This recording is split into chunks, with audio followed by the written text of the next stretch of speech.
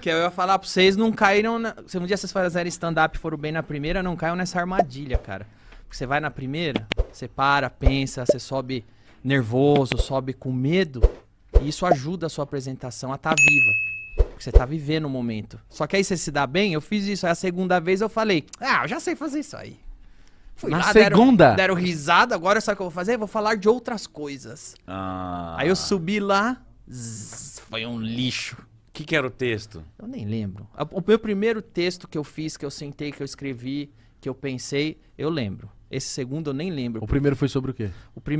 A primeira piada que eu escrevi foi uma apresentação minha. Eu falei, a primeira vez que eu vou fazer show. A minha primeira piada foi, olha, minha primeira vez fazendo isso e fiquem tranquilos, porque se minha primeira vez aqui for igual minha primeira vez na cama, vai ser mais rápido do que vocês pensam. A galera já veio Aí foi nessa. a primeira de todas. Depois eu tava lá na cozinha escrevendo, minha mãe tava na sala vendo Roda-Roda. Roda-Roda do Silvio Santos, nem Sim. tinha Jequiti. Na época passava tipo 6 horas da tarde, todo dia passava Roda-Roda. E eu tava escrevendo na cozinha o texto que eu ia apresentar, né, pela primeira vez. Aí eu ouvi minha mãe falando com a TV. Mas é S, burro, não é, errou a palavra. Minha avó e minha Aí eu mãe. escrevi sobre isso. Então meu primeiro texto, assim, meu primeiro set foi sobre a Roda-Roda e mãe que fica falando com a TV, como é o Roda-Roda, o Silvio Santos, a menina da plateia. Foi o primeiro texto. Aí depois disso eu escrevi sobre McDonald's. Isso que eu ia falar, isso aí eu trabalhava no McDonald's na época, né? Isso aí lá dentro explodiu muito, mano. Olha aqui, esse cara falando sobre o Chicken McNuggets. McNuggets do Boneggers. Isso. Foi meu primeiro texto. Esse foi o primeiro? Foi essa sequência, foi a minha sequência de apresentação, que eu contei aqui. Depois eu fiz um set, porque o stand-up é assim, ele tem um set, é como se fosse um muro. O set é o muro. As piadas são os tijolos. Então você apresenta um set com piada, piada, piada, piada. E grossamente falando, cada frase que você falar, a pessoa tem que rir. Se você for falar alguma coisa e não vão rir, não fala. Você não é o Arnaldo Jabor. Você não é o cronista, você é um comediante. Você não sombra, né? Você não é um comentarista, você tem que falar e a pessoa tem que rir. Se você falou, a pessoa não riu, risca, não tem por que você falar. Então assim, um set de stand-up é um muro e as piadas de stand-up são os tijolos do muro. Então eu fiz primeiro um tijolinho, que foi a minha apresentação, depois eu fiz um set Roda-Roda, Silvio Santos, e depois eu fiz outro set sobre o McDonald's. Esse foi meu primeiro texto de stand-up. Aí o segundo eu falei, vou falar de outras coisas. Vou improvisar, subi lá, tomei no... Mas aí, o terceiro, você voltou pro primeiro. Aí o terceiro eu voltei pro primeiro e aí eu entendi o que é ser um comediante stand-up. É você trabalhar o seu texto. Eu voltei pro meu primeiro texto e ali no palco, fazendo, eu comecei a achar outros caminhos, outras piadas. Então um texto de 5 minutos, conforme eu vou fazendo, vai virando de 10, vai virando de 15. Isso foi te apaixonando rapidamente? Foi principalmente porque eu entendi que, caramba, pra eu contar uma piada em forma de história em quadrinho, de tira, eu demoro pra caramba, eu tenho que fazer o lápis. Eu erro, eu apago, redesenho, depois eu faço o nanquim, depois eu escaneio, depois eu pinto pra fazer uma piada. Nossa, mó trampo. 1, 2, 3, uma tirinha. 1, 2, 3. No stand-up eu faço essa piada só na frase. Então eu consigo produzir muito mais piada. E aí eu deixei de trilhar para ser cartunista, porque eu achei que eu ia conseguir me comunicar muito mais fazendo stand-up. Então você deve ter virado uma máquina de escrever, né? Também, tipo assim, mano, deve chegar em casa, tipo, mano. Então, mas nesse momento, como que era essa parada? Porque você tava querendo arrumar um outro tipo de trabalho. Como que era a expectativa? O que se falava de ganhar dinheiro? O stand-up, ele já tinha um movimento, tipo, não, a gente vai no barzinho. Como que tava fazer dinheiro com o stand-up nessa época? Cara, eu acho que talvez vocês entendam disso, porque vocês, quando começaram o podcast, vocês começaram primeiro porque vocês queriam ter um podcast. O dinheiro não veio. Não. Eu tava muito feliz em fazer, porque eu já tinha minha fonte de renda apertadinha lá, eu já tinha meu trabalho. Ali estava tendo prazer, tava Ali, tirando... exato, ali era uma fuga, ali eu só estava fazendo o que eu gosto. Então eu fazia o stand-up, aí eu voltava lá pra agência que eu trabalhava, a criação, a agência da Miriam lá em Santo André. Muito obrigado, Miriam, pelos anos de emprego que você me deu. E aí eu ia pra lá, trabalhava, saía, aí eu ia fazer o que eu gosto, aí eu escrevia. Aí eu tentava me enfiar, só que tinha outra dificuldade pra mim fazer o stand-up. Qual? Não tinha lugares que tinha stand-up. E Era aí você conhecia só esse só e tinha acabou. o Clube da Comédia, só que o Rafinha não queria que eu fizesse. Por quê? Aí não sei.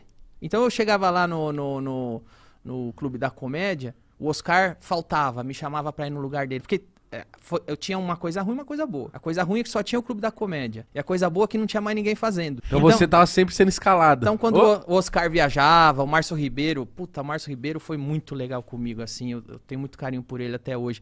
Só que ele vivia doente. Aí o Márcio Ribeiro ia internado, não tinha quem chamar pra cobrir. Então eu era meio D'Artagnan. Tipo, ter os 3 mosquiteiros e o D'Artagnan. Eu era esse cara, eu era o cara que eu fui crescendo independente.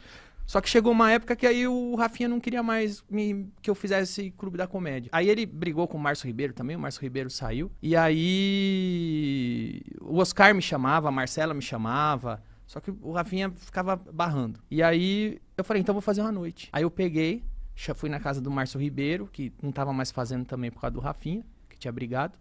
Falei, Márcio, vamos fazer outra noite, só tem uma noite de stand-up aqui. Ah, mas aí precisa de mais gente. Eu falo, tem uma menina em Santo André, que eu conheci fazendo stand-up. Ela é de Santo André, mas eu conheci ela fazendo stand-up. Chama Dani Calabresa. Só. A gente chama ela é afim de fazer. Aí junta o Luiz França, que tá no Beverly Hills, que é um outro focozinho que tem lá. Já tem 4 pessoas, eu, Dani Calabresa, Márcio e Luiz. Tá bom. Então, aí eu peguei, eu criei o nome Comédia ao Vivo. Comédia ao Vivo existe até hoje, é o show mais antigo de stand-up, foi eu que criei. Toda quinta, né? Eu acho que é no Renaissance. Eu criei o nome, eu criei o logo, eu fiz a apresentação, ajudava todo mundo no texto pra ter material. É seu ainda? Não, porque depois deu outro rolo aí, tá. Um dia eu conto, mas não é meu mais. Dá uma passada de perna, mas foda-se. Tamo aí. Mas aí, cara, rolou. E teve a segunda noite de stand-up, que foi o Comédia ao Vivo, veio daí. Aí, o Clube da Comédia, quando viu que tava sendo o Comédia ao Vivo, me chamou pra ir pro Clube da Comédia.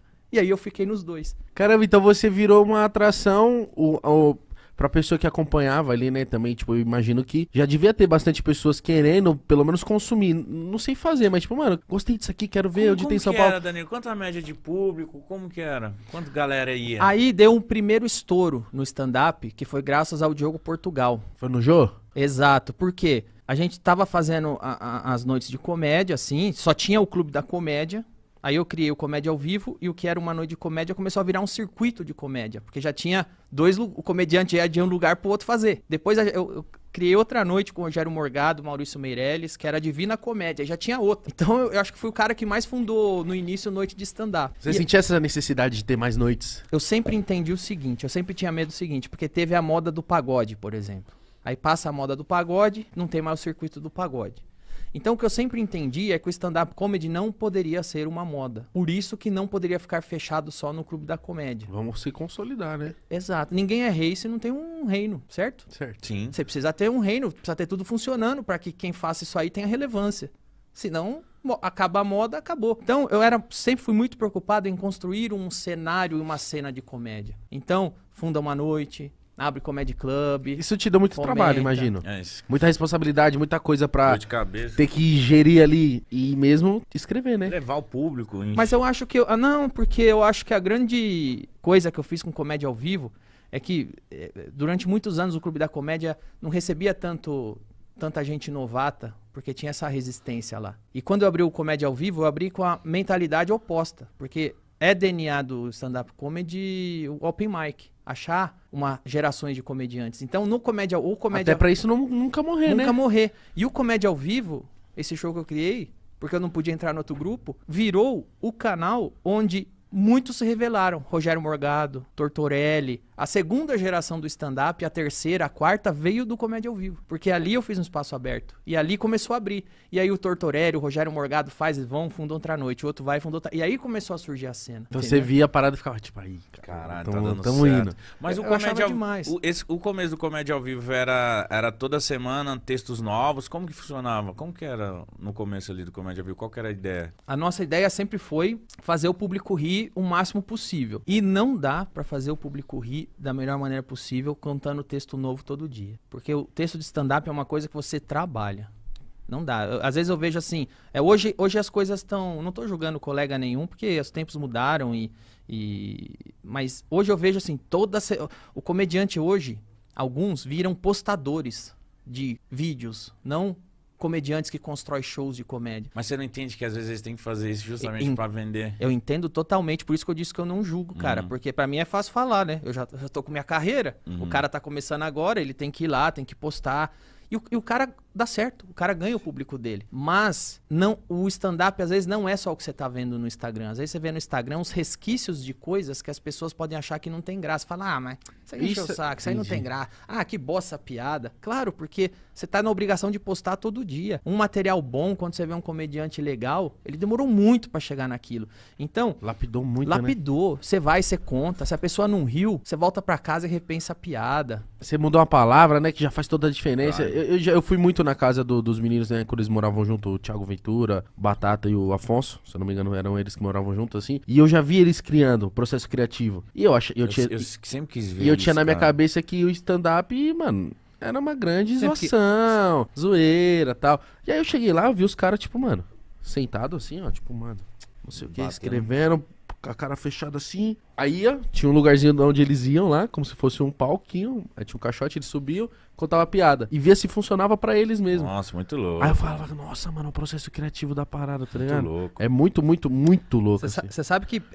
pela primeira vez na minha carreira, depois de todos esses anos fazendo, eu consegui fazer uma coisa que eu não achei que eu conseguiria. Que é, eu tô com um solo novo, e esse solo novo... grande parte dele surgiu comigo falando coisas no palco sem escrever. Caralho. Eu fui lá, então eu comecei um dia, eu subi, eu tava puto que eu tomei um processo. Aí eu não vou falar quem é, quem quiser vai no show, senão eu vou dar uma gorda aí. Aí eu subi, mano, não foi eu, tá ligado? aí eu subi puto no palco e falei, tá merda, essa gorda me processou de novo e não sei o que, não sei o que lá. Aí riram. Eu só fui desabafar, riram, eu falei. Aí no outro dia eu voltei sem escrever nada, continuei, riram. Um desabafo, mais um A desabafo. hora que veio eu tinha... mais de 25 minutos só falando desse caso com riso, riso, riso, riso. Então é um show que eu não escrevi, que surgiu no palco. Mas Foda, demorou. mano. Agora, você falou que você queria fazer isso, vamos fazer um trato aí, velho. O quê? Vamos sentar junto, dia a dia, até você ter um texto e subir no palco do meu bar e fazer. Nossa, eu quero ver.